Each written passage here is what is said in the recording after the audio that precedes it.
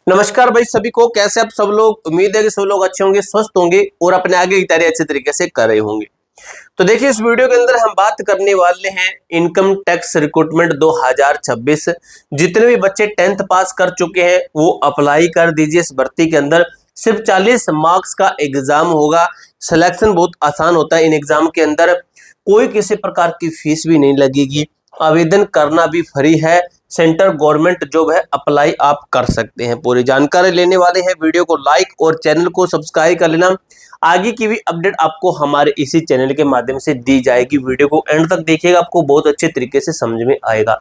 देखिए, कुछ भर्तियां ऐसी होती है जिनके ऊपर सिलेक्शन बहुत आसान होता है, लेकिन हम उसको ऐसे ही छोड़ देते हैं कि क्या ही होगा भाई, इसको छोड़ देते हैं, इसके अंदर अप्लाई नहीं करेंगे। तो इसके अंदर अप्लाई करना है। देखिए, आयकर विभाग इनकम टैक्स डिपार्टमेंट भर्ती स्वर्ण अवसर गोल्डन चांस में इसको कहूंगा। 10वीं पास वाले जितने भी उम्मीदवार हैं इनके लिए केंद्र सरकार की स्थायी नौकरी यहां पर दी जा रही है। आपको इसके अंदर सिलेक्शन लेना भाई, कैसे न कैसे करके। 10वीं पास वाले बच्चे इसके अंदर अप्लाई कर सकते हैं। पद का नाम है कैंटीन अटेंडेंट का आपका पद है। कोई किसी प्रकार की फीस भी नहीं लगेगी इसके अंदर। अब पद के नाम से आपको पता चल गया होगा कि इतना हायर वो पद नहीं है कि जिसके अंदर भी लाखों की संख्या में फॉर्म आएंगे। कैंटीन अटेंडेंट का पद है, नॉर्मल पद है, लेकिन इसके ऊपर सिलेक्शन बहुत आसान है। अब देखिए भाई, नौकरी की मुख्य विशेषताएं कि यह भर्ती खास क्यों है, सब भर्तियों में से खास क्यों है। जब भी भर्ती के ऊपर मैं बताता हूं तो उसकी खास चीजें आपको मैं पहले बता देता हूं। तो लेवल 1 बेसिक पे रहती है आपकी 18,000 प्लस सरकारी भत्ते। गवर्नमेंट ऑफिशियली नोटिफिकेशन के अंदर मेंशन इतनी सैलरी दी जाती है आपको। और आपकी ऑफिशियली जो सैलरी है भत्ते वगैरह जोड़कर जो आपकी टोटल सैलरी बनती है 30 से 35,000 के लगभग, ये आपकी बढ़ेगी आगे चलकर।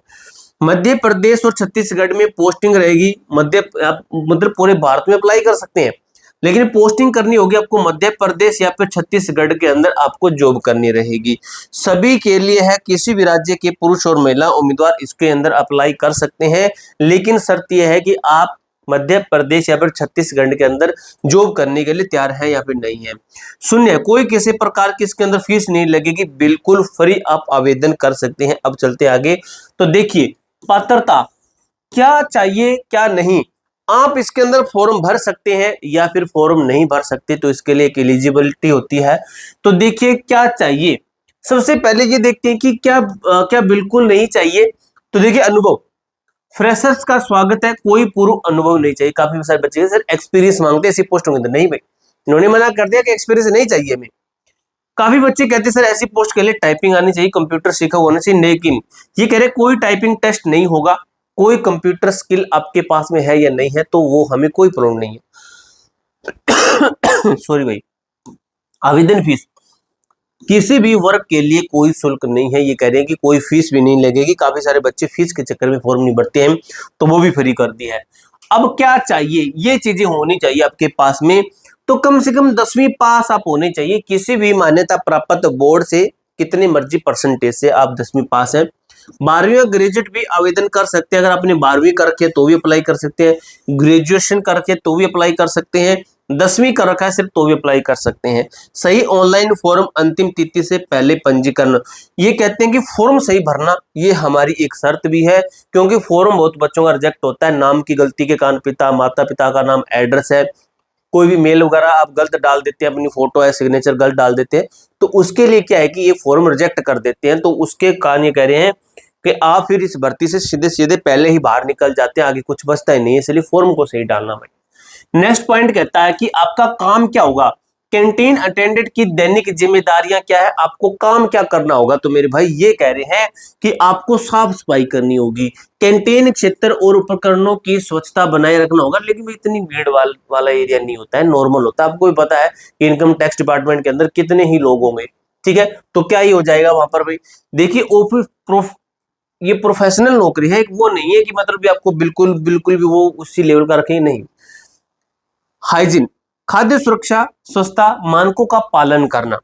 भोजन प्रबंधन, देखिए भोजन परोसने और कैंटीन के दैनिक कार्यों में सहायता करना, ये कुछ कार्य रहेंगे। ध्यान दीजिए, यही काम आपका स्किल टेस्ट तय करेगा, ठीक है। आपका स्किल टेस्ट ये काम तय करेगा। अब देखिए आगे क्या बताया गया मेरे दोस्त मेरे भाई, इसको समझिए अच्छी तरीके से कि चयन प्रक्रिया क्या है, 3 आसान चरण के अंदर आपका सिलेक्शन होगा।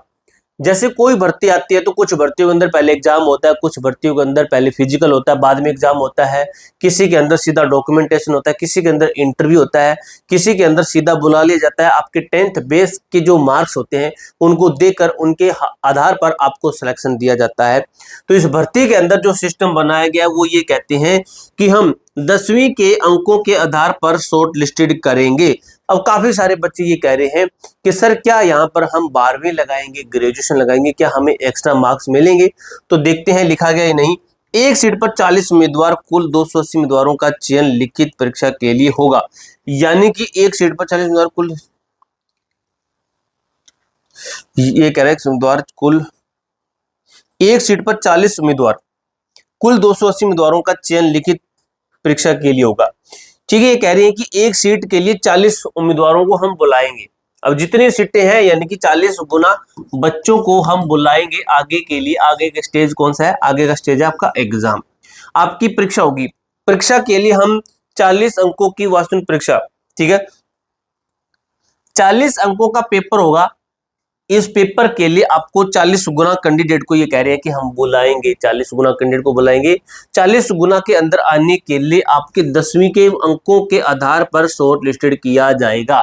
अब यहाँ पर एक बात जाहिर से साफ होती है कि इन्होंने लिखा कि 10वीं के अंकों के आधार पर, न कि इसके अंदर ये लिखा ही नहीं है कि आपके बाकी के क्वालिफिकेशन के नंबर जोड़ेंगे। अगर होता तो यहाँ पर लिखा होता, वो नहीं है, यानी कि सिर्फ 10वीं के नंबर जुड़ेंगे। उसके बाद में आपका 40 मार्क्स का एक एग्जाम होगा। एग्जाम जो बच्चे पास करेंगे उनका आगे चलकर क्या होगा? उनका आगे चलकर मेरे दोस्त, मेरे भाई, स्किल टेस्ट होगा। स्किल टेस्ट होगा। लिखित परीक्षा से 70 उम्मीदवारों को 60 अंकों के प्रैक्टिकल टेस्ट के लिए चुना जाएगा। लिखित परीक्षा से 70 उम्मीदवारों को 60 अंकों के प्रैक्टिकल टेस्ट के लिए चुना जाएगा। यानी कि बाद में आपका एक प्रैक्टिकल होगा जो कि 60 होगा, बिल्कुल नॉर्मल होता है, कोई दिक्कत नहीं होती है। उसके बाद में सीधा सिलेक्शन दे। यहाँ पर आपको स्टेप बहुत हार्ड लग रहे हैं कि बहुत मुश्किल है, लेकिन जब इनके अंदर चलोगे ना तो ये बहुत ही आसान होते हैं, इतने हार्ड नहीं। लेकिन इनका क्राइटेरिया इन्होंने हार्ड रख दिया है। 40 अंक का पेपर होगा जिसके अंदर क्या आएगा? स्वच्छता से संबंधित 5 प्रश्न आएंगे, मैथ के 5 प्रश्न आएंगे, भोजन और पोषण से संबंधित 10 अंक के प्रश्न आएंगे, इंग्लिश के 10 प्रश्न आएंगे और हिंदी के भी आपके 10 अंक के सवाल आएंगे, 10 क्वेश्चन आएंगे। ठीक है, तो कितना हुआ? ये हुआ 10, 10 और 10 20, 20 और 20 40 अंक का पूरा पेपर होगा। 1 अंक का एक सवाल है। 0.25 की नेगेटिव मार्किंग गलत उत्तर के लिए है। ठीक है, 0.25 की, ठीक है, यानी कि 4 क्वेश्चन आप गलत करते हैं तो आपका जो एक सवाल है वो काट लिया जाएगा। पूरे पेपर के अंदर मान लीजिए आपने 8 सवाल गलत कर दिए हैं तो आपके 2 उत्तर जो सही दिए हैं वो काट लिए जाएंगे, इसके अंदर बताया गया है। स्किल टेस्ट कोई घबराहट नहीं, 60 अंकों का प्रैक्टिकल मूल्यांकन होगा जिसके अंदर क्या है? यह आपकी दैनिक कैंटीन ड्यूटी, स्वास्थ्य, सफाई, हाइजीन प्रबंधन के एक व्यावहारिक टेस्ट है। आपको देखा जाएगा आप किस तरीके से काम करते हैं। यह क्या नहीं है? कोई कंप्यूटर टेस्ट नहीं है, कोई टाइपिंग नहीं है। प्रक्रिया कैसे? अधिकारी केवल यह देखेंगे कि आप कैंटीन का काम कितनी कुशलता से कर सकते हैं या नहीं। महत्वपूर्ण तिथियां और आवेदन कैसे करें? तो 11 अगस्त से फॉर्म शुरू हो चुके हैं। अंतिम तिथि आपकी 31 अगस्त इसके अंदर होने वाली है। रजिस्टर्ड कीजिए, ऑफिशियल वेबसाइट के ऊपर लॉगिन करें और फॉर्म भरें और फॉर्म सबमिट करें। कोई पेमेंट नहीं कटेगी आपकी, सीधा फॉर्म आपको सबमिट करने का ऑप्शन दे दिया जाएगा। डॉक्यूमेंट अपलोड करके और अपनी फोटो सिग्नेचर अपलोड करके आप अपना फॉर्म सबमिट कर सकते हैं। पूरी जानकारी मैंने इसी तरीके से क्लियर कर दी है। कोई डाउट हो, कोई क्वेरी हो, कमेंट बॉक्स में पूछ सकते हो। मिलते हैं नेक्स्ट वीडियो के अंदर, तब तक के लिए जय हिंद, जय भारत।